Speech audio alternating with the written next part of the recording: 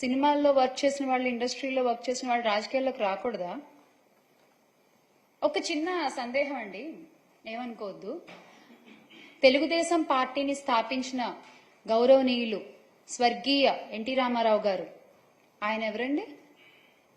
ఆయన ఇండస్ట్రీ పర్సనేగా, ఆయన ఒక నటుడేగా. ముందు ప్రజారాజ్యాన్ని స్థాపించిన చిరంజీవి గారు, ఆయన ఎవరండి?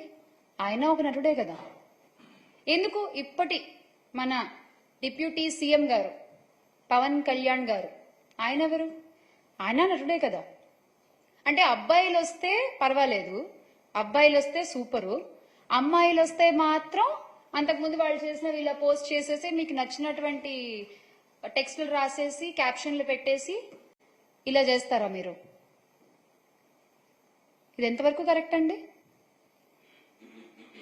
బాలకృష్ణ గారు, ఆయన కూడా ఒక నటుడే కదా. ఇప్పుడు బాలకృష్ణ గారు వాళ్ళ అబ్బాయి కూడా కొత్తగా మోక్షజ్ఞ గారు కూడా ఒక మూవీ చేస్తున్నారు. ఏమో ఇప్పుడు అంటే ఇప్పుడు ఆయన సినిమాల్లో ఆయన వాళ్ళు ఉన్నారు కాబట్టి అబ్బాయిలు వాళ్ళందరూ గొప్పోళ్ళు. ఇప్పుడు రేపు పొద్దున్న మోక్షజ్ఞ గారి సినిమాల్లో పక్కన ఏ హీరోయిన్ చేసినా, వాళ్ళు ఏ పాటలు చేసి డాన్సులు చేసినా అంటే హీరోయిన్ మరి పెడతారో పెట్టరో. మరి అమ్మాయిలు ఇలా ఇలా డాన్సులు చేయకూడదు కదా. ఏంటండి అసలు?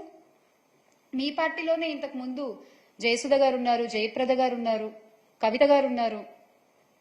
అంటే వీళ్ళందరి వ్యక్తిత్వాల గురించి మీరేం చెప్పాలనుకుంటున్నారు?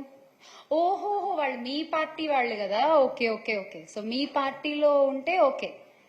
మహిళలు, ఇండస్ట్రీ నుంచి వచ్చిన వాళ్ళు మీకు నచ్చని మీ వ్యతిరేక పార్టీలో ఉంటే మాత్రం వాళ్ళకి వ్యక్తిత్వాలు ఉండవు.